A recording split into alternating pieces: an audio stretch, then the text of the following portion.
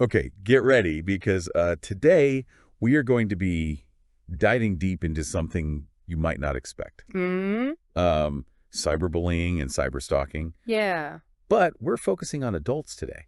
Interesting. And we're going to be pulling a lot of our insights today Okay. from episode 10 of the Cyber Coach podcast. Okay. And that's hosted by the fantastic Dr. Daniel Ueda. Oh, yeah, no, Dr. Ueda. The professor. The professor. That's what all the students call him. Yeah, right? Right. He's fantastic. Yeah. And this episode really opened my eyes. Oh, yeah. To how cyberbullying and cyberstalking are not just a teenager problem, you know? Yeah. Like, they're impacting adults in some very serious ways. Yeah, for sure. You know, impacting careers and relationships. Yeah. And even the mental health. Oh, absolutely. I mean, it's Yeah. almost like as adults, Right. we assume that we're immune to that kind of stuff. Yeah. You know, but we're Right. spending more and more time online every day. And those boundaries, Yeah. they get really blurry. Yeah, for sure. You know what I think is so interesting about this episode is Dr. Ueda really highlights these very subtle but really significant differences between cyberbullying and cyberstalking. Right. It's not always super clear. Yeah. And I think that's what gets tricky about Yeah. all this, right? Right. So before we even jump into, you know, like prevention or solutions, let's break down what these terms even mean. Okay, sure. What are the red flags that separate like something that's just annoying online from something that's actually dangerous? Yeah, well, that's exactly what Dr. Ueda tackles in this episode. Okay. He really makes this point that cyberbullying, while it is obviously very hurtful, it's often more about public humiliation. Okay. You know, it's like that digital version of high school drama. Right. You know, think nasty comments on social media, spreading rumors online, or even doxing someone. Doxing. Yeah, which is basically when you post someone's private info online. Oh, right, yeah. Like their address or phone number. Yeah. You know, it's meant to embarrass and intimidate. Yeah. But the key is it's often tied to a specific event or conflict. Right. And it's playing out, you know, publicly or semi-publicly. So it's like that feeling of when like gossip spreads around the office. Exactly. But it's like amplified. Yeah. Because it's online. Right. And it's permanent. And permanent. Yeah. And way more people could potentially see it. Exactly. And that's why it's so damaging to your professional life. Right. Not to mention all the emotional stress that it can cause. Yeah. Totally. But cyberstalking. Yeah. That's where things take a much darker turn. Okay. Dr. Ueda really emphasizes this distinction in the episode. Cyberstalking is about persistent and targeted harassment. That's often done, you know, more privately. And it's aimed at instilling fear in the victim. Okay. So think about like threatening messages that escalate over time, obsessively tracking someone's location or their online activity, or even hacking into their accounts. Okay, so this isn't about like a single outburst. Right. This is about... It's about control and intimidation that can escalate over time. That's chilling. Yeah. And I can see how that would really mess with somebody's sense of safety and security. Totally. He gives a couple of examples in the episode that really bring it home for me. He talks about a case where a coworker starts spreading false rumors online to sabotage someone's career. Right. So that's straight up cyberbullying. Right. With a very specific goal in mind. Yeah. But then he contrasts that with a situation where an ex-partner is like obsessively tracking their former partner's every move online and like sending increasingly threatening messages. Yeah. That's cyberstalking. Right. And it's terrifying. And what's even more disturbing is that cyberstalking is often driven by like obsession or this desire for control or revenge, which means it can really easily spiral out of control. Yeah. And the victim might feel like they're constantly looking over their shoulder, never knowing what the perpetrator might do next. Like the digital equivalent of having someone like lurking in the shadows. Right. And that's got to be incredibly stressful. Oh, absolutely. So knowing all this, like, right. how do we protect ourselves? Yeah, that's the big question. Where do we even begin? Well, Dr. Ueda provides some really practical steps that anyone can take. The first thing he really emphasizes is securing your online presence. Like it's your own personal fortress. You know, and that means strong and unique passwords for every single account. And I mean every account. Every single one. Yeah, from your bank to your social media to everything. He even suggests using a password manager to make this a little bit easier. What's a password manager? So they can generate and store those complex passwords for you. So you don't have to try to remember them all. That's a great tip because I am so guilty of using the same password. Oh, yeah, we all do it. For way too many things. But what about privacy settings? Oh, yes. I know I tend to just click through those without really paying attention. You know, he actually calls those out specifically. Does he? He does. He tells this funny anecdote about how his students always underestimate the power of those privacy settings. And he says it's like leaving your front door wide open. And inviting anyone to walk in. You know? So you really want to take the time to look at who can see your posts, your location, your contact info. You'd be surprised how much control you actually have. And, you know, while you're at it, be mindful of what personal information you're putting out there in the first place. You know, do you really need to announce your vacation plans to the entire world? Good point. It's that constant tug of war between wanting to share our lives but also protecting ourselves. So we've got strong passwords, lockdown privacy settings, and we're being more careful about what we share. What else can we do to stay ahead of the game? Well, he also suggests something he calls a digital checkup. A digital checkup. So basically, you should be regularly checking what pops up when you Google yourself. You know, see what's out there. What information is publicly available. You might be surprised by what you find. And this way, you can take steps to manage your online reputation. It's like taking inventory of your digital self. Right? And it makes a lot of sense because we're so focused on what we're putting out there, but we often forget about what other people might be saying or sharing about us. This is already a ton of great advice. It is. But I'm guessing this is just the beginning. Oh, you're right. We've only just scratched the surface here. But, you know, these fundamental steps are really crucial because they lay the foundation for everything else. And trust me, there's a lot more to uncover as we delve deeper into the strategies Dr. Ueda recommends for actually dealing with cyberbullying and cyberstalking when they happen. But we're going to have to save that for part 2 of our deep dive. Sounds good. So, you know, one thing that really struck me about Dr. Ueda's approach is that he doesn't just focus on prevention.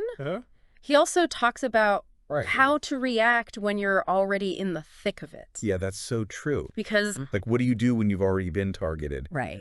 Do you engage, ignore, call the cyber police? Like, I'm very curious what the professor suggests. Well, he actually gives some really specific advice depending on the situation. So for like those annoying but relatively low-level trolls, he actually suggests ignoring them. Oh, really? He even uses that classic internet adage, don't feed the trolls. Right? They thrive on attention. So sometimes the best strategy is to just starve them of it. But when it comes to actual harassment, whether it's cyberbullying or cyberstalking, he says documentation is key. So, like, taking screenshots of like nasty comments, saving emails, that kind of thing. Exactly. Dr. Ueda tells this story about a student who was being cyberbullied in an online gaming forum. And she was really tempted to just delete everything and pretend it never happened. But he encouraged her to start documenting every interaction. So she had like a record of it. Exactly. And this not only helped her to build a case if she needed to report it to the platform or even to law enforcement, but it also gave her this sense of control in a situation where she felt really powerless. Yeah, that's such a good point. It's like taking back some of that power. Exactly. By creating a record of what's happening. But what about when it goes beyond just nasty comments? You know, what about those situations that feel genuinely threatening. Well, that's where knowing your legal options comes in. Okay. Dr. Ueda is a big advocate for understanding the laws around cyberbullying and cyberstalking. Okay. He points out that many jurisdictions have very specific laws addressing online harassment. Right. But they can vary widely. Oh. He even jokes that navigating these laws can sometimes feel like trying to decipher ancient hieroglyphics. So we need to do our homework. You do. And figure out what legal protections are in place. Exactly. But what about in the meantime? Right. What do we do when someone is actively harassing us online? Well, he really emphasizes that you shouldn't hesitate to report the abuse to the platform where it's happening. Right. So whether it's Facebook, Twitter, Instagram, or even a gaming platform, they all have reporting mechanisms in place. Okay. And he actually walks his students through. Does he really? He does, step by step. Right. Time to do this. Wow. And if the behavior is persistent or escalating, he suggests considering a restraining order. A restraining order. Yeah. Okay. I know that might sound extreme for online harassment, but he argues that it can really create that legal boundary and deter further abuse. So it's like setting up Is a digital fence. Exactly. Right. So we're documenting everything. Yes. Reporting to the platforms. And even considering legal options like restraining orders. Right. Okay. It sounds like we need to be prepared You do. to take action. Yeah. But it also feels like we're constantly playing catch up, trying to stay ahead of the curve. What about all the new tech? Oh, that's a great question. And all the new platforms. Yeah. How do we keep up with those? Well, that's where Dr. Ueda's expertise really shines. He's so fascinated by this intersection. Of technology and human behavior. Yeah. And he's always on the lookout for these new threats. Right. And in this episode, he actually talks about 3 emerging challenges that I think are particularly relevant to adults. Okay. I'm all ears. Okay. Hit me with them. So the first one is the rise of deepfakes. Okay. And before you ask, Yeah. yes, these are as freaky as they sound. Okay. I have to admit, I've heard the term deepfake, Yeah. but I'm not entirely sure what it means. Okay. Can you break it down for me? Yeah. Like, I'm one of the professor's students. Okay, so imagine someone creates a video of you saying or doing something that you never actually did. Okay. But it's not just some shoddy editing job. Right. It's so realistic that it's almost impossible to tell that it's fake. Okay. That's a deep fake. Okay. And it's made possible by artificial intelligence. Right. The technology has gotten so sophisticated that it can actually analyze your facial expressions. Yeah. Oh, wow. Your voice, your mannerisms. Yeah. And create a digital puppet. Right. That's eerily convincing. That is both incredibly cool and incredibly creepy. It is. I can see how that could be used for all sorts of malicious purposes. Absolutely. Like, imagine a deepfake video of you saying something offensive or embarrassing being spread online. Exactly. It could damage your reputation. Right. Ruin relationships. Yes. Even jeopardize your career. Exactly. And the worst part is, as this technology gets more and more advanced, it's going to become harder and harder to spot the fakes. So what can we even do about it? What? Are we just doomed to live in a world where we can't trust anything we see online? Well, Dr. Ueda is actually quite optimistic. Okay. He believes we can fight fire with fire, so to speak. He is a huge proponent of investing in deepfake detection technology. So there are researchers who are working on algorithms that can analyze videos and images, looking for these subtle inconsistencies that give away the fake. He even draws this parallel to the development of antivirus software. At first, viruses seemed unstoppable, but then we created tools to combat them. And he believes the same thing will happen. Interesting. With deep fakes. That's reassuring that there's hope. There is. But what about the other challenges you mentioned? He said there were 3, right? Right. The second one Dr. Ueda brings up is harassment in the metaverse. And this is where things get really interesting because we're not just talking about words on a screen anymore. We're talking about these immersive experiences where harassment can feel so much more visceral and real. The metaverse still feels like a bit of a futuristic concept to me. Yeah. But I know it's becoming more and more mainstream. Yeah. And as more people are spending time in these virtual worlds, we're seeing the same kinds of harassment that plague the real world, but with this digital twist. So we're talking about like virtual stalking, verbal abuse, even simulated physical assaults. So it might all be happening in a digital space. Right. But the emotional impact on the victim is very real. Very real. Yeah. It's like all the worst aspects of online behavior being amplified in these immersive environments. Exactly. And the challenge is the metaverse is still relatively new. Right. So the rules of engagement are still being established. So what can we do to protect ourselves in these virtual spaces? Is it even possible?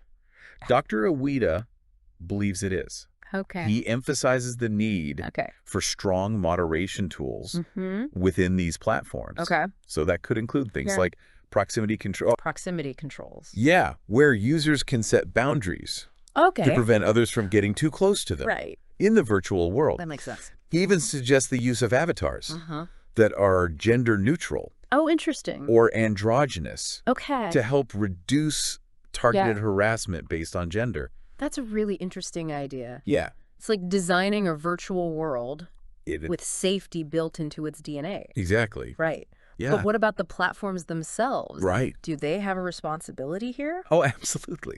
Dr. Awida is very clear about that. Okay. He believes that platforms need to be proactive. Right. Not reactive. Okay. They need to invest in these really robust reporting mechanisms, clear community guidelines, and even AI-powered tools that can detect and flag harassment in real time. So it's like they need to be the sheriffs of these digital towns. Making sure everyone is playing by the rules. Right. What about third challenge? Right. You said there were 3. Right. And this one hits close to home for many adults. Online gaming toxicity. Oh, yeah. I've definitely encountered my fair share of that. Oh, yeah.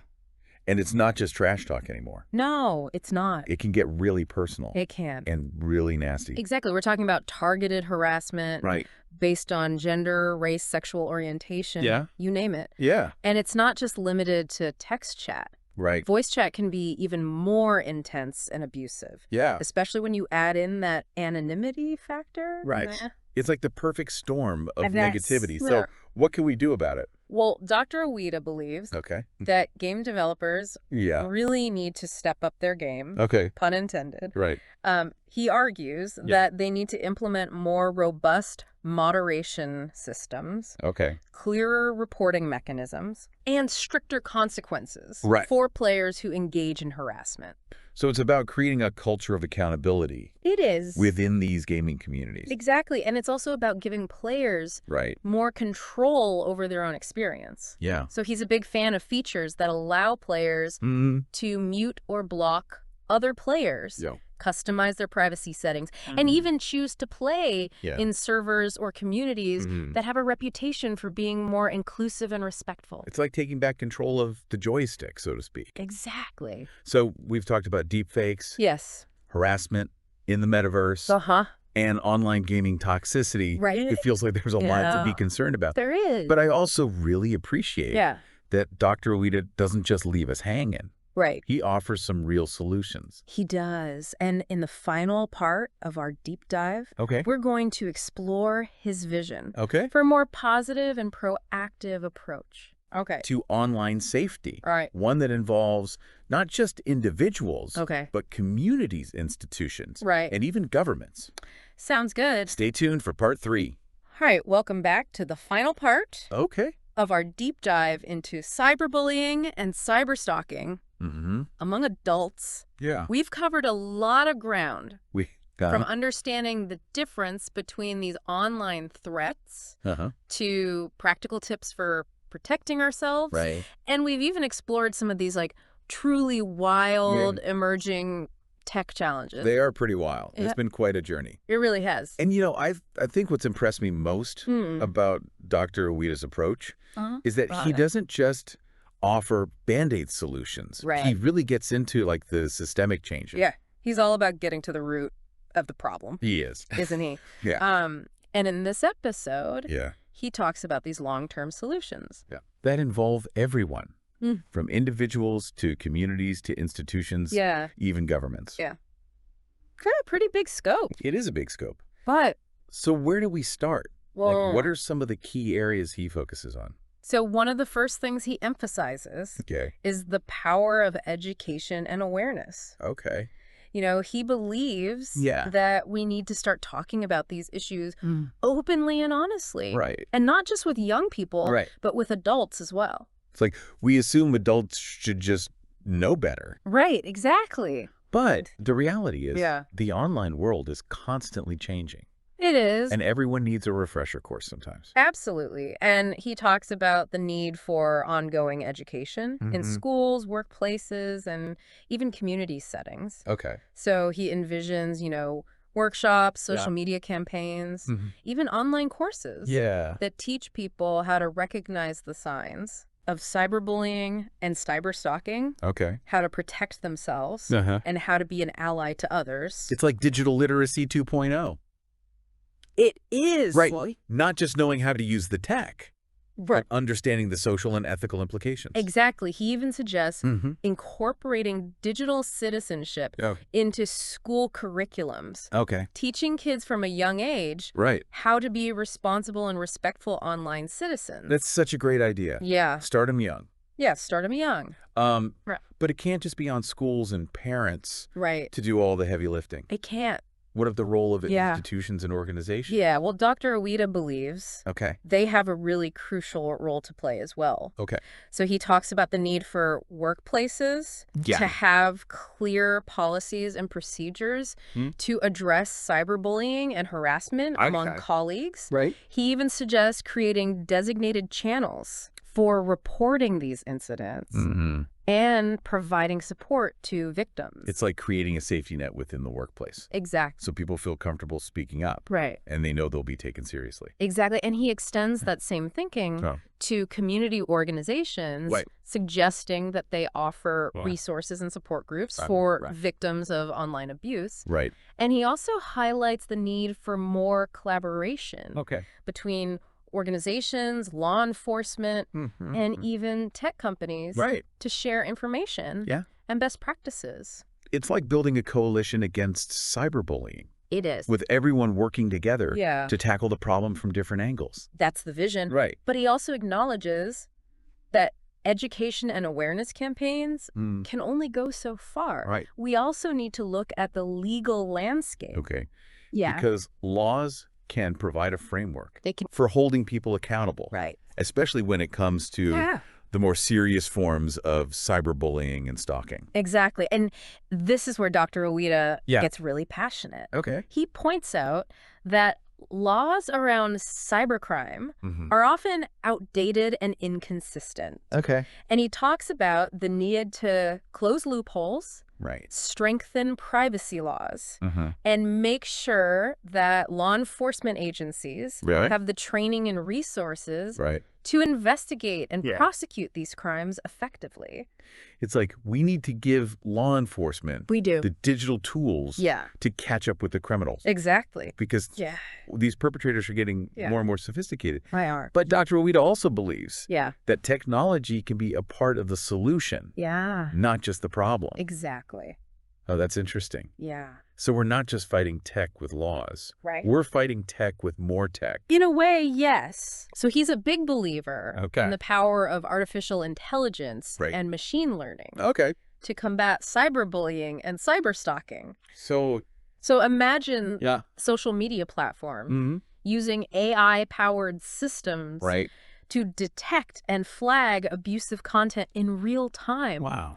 Or even identify and block users who are engaging in harassing behavior. It's like having a digital guardian angel. It is. Watching over these online communities. Exactly. He also talks about the potential of using AI He does. to develop more sophisticated reporting mechanisms that make it easier for victims to report abuse and get help quickly. And on the flip side, he sees a future where we have these privacy-enhancing tools that give individuals more control over their online data and protect them from these malicious actors. So it's about harnessing the power of tech. It is. For good. Yes. Using it to create a safer and more empowering online experience for everyone. I love that. Yeah. But I also know that technology alone can't solve this problem. It can't. What about the human element? Well, that's where Dr. Ueda brings it back to the importance of building emotional resilience and fostering a sense of community. So he believes that we need to teach young people, especially how to cope with online negativity, how to manage stress, and build a strong sense of self-worth that's not easily shaken by these online attacks. It's like giving them armor. It is. For the digital battlefield. Both technological and emotional. Exactly. And he doesn't just focus on prevention. He also talks about the importance of providing support to victims. So he's a strong advocate for therapy, support groups, and online counseling to help people process the trauma of cyberbullying and cyberstalking and begin to heal. It's a reminder that these online attacks can have real-world consequences. They can. And we need to treat them with the same seriousness as any other form of abuse. I agree. And finally, he circles back to something we talked about earlier. He does. The power of bystanders. Yes. He believes that we all have a responsibility to speak up and take action when we witness cyberbullying or cyberstalking. But that's a tough one, though. It is. Like, it can be hard to know how to intervene effectively. Especially online. Especially online. What does he suggest? Well, he offers several different strategies. So, reporting abusive content to the platform, privately reaching out to the victim to offer support, or even publicly calling out the harmful behavior. But doing it in a way that is constructive and non-escalatory. He emphasizes the importance of amplifying positive voices, countering negativity with supportive comments, and promoting a culture of kindness and respect online. It's like creating a ripple effect. It is. Of positivity. Pushing back against the tide of negativity. Exactly. And I think that's a message. I think so, too. We can all get behind. I agree. And, that's the message that Dr. Ueda really leaves us with. We all have a role to play in creating a safer and more inclusive digital world. It's not about being perfect. It's about being proactive, being informed, and being willing to speak up for ourselves and for others. Well said. And on that note, we'll wrap up our deep dive. Sounds good. Into cyberbullying and cyberstalking among adults. Ooh. I hope you found this conversation as eye-opening and empowering as I have. It's been a pleasure. Exploring this important topic with you. Likewise. And to our listeners, remember, you're not alone in this. You're not. There are resources available. There are. There are people who care, and there's always hope for a better future online. Yeah. Thanks for joining us on The Deep Dive.